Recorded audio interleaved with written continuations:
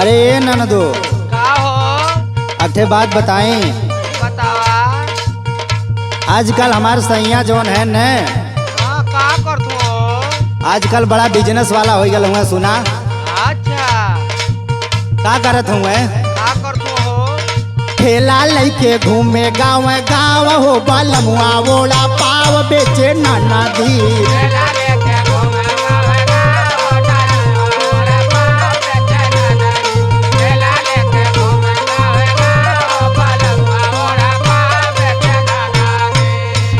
रे मोचिया पाती हले राहे ताव हो बलमुआ वोड़ा पाव बेचे नाना दी।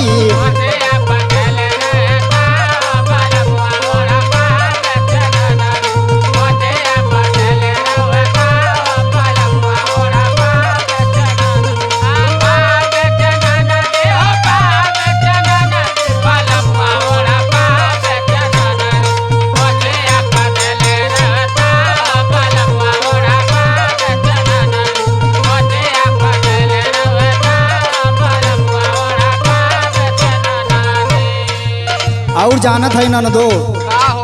और का करे ले का बनावे ले का बनावले? चाउमीन बर्गर बनावे ले पिज्जा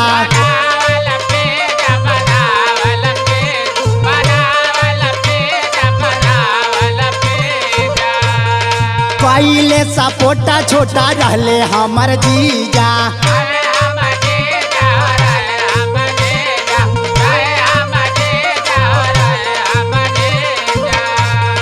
चाउमीन बर्गर बनावे ले पिज्जा पहले सपोटा छोटा रहले हमर जीजा।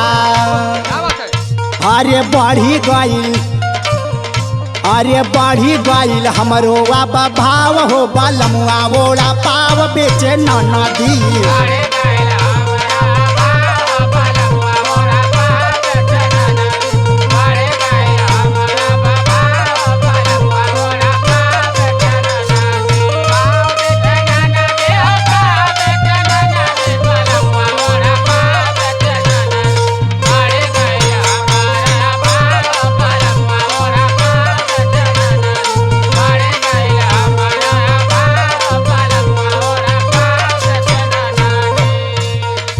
और सुनत हो ननदो सुनत है।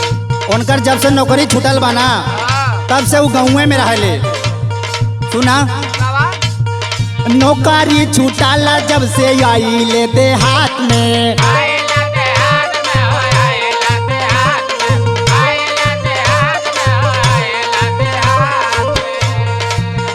अरे टेना सन्ना कौनो रही गईले अब साथ में।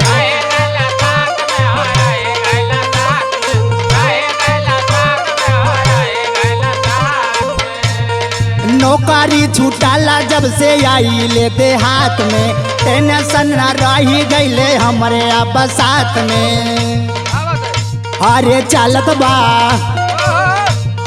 चलत बा बाजारिया में नाव हो बलमुआ वोड़ा पाव बेचे नाना दी।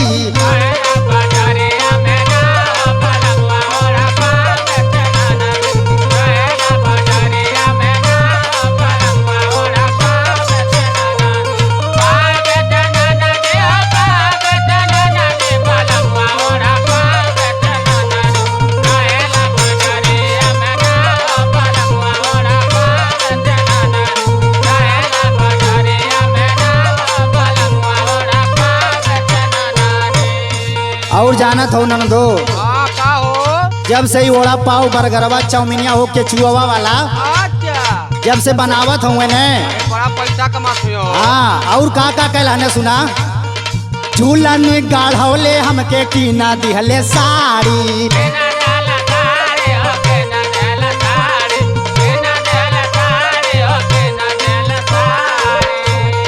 कायटी का पटके सोनम लाई लिहली गाड़ी।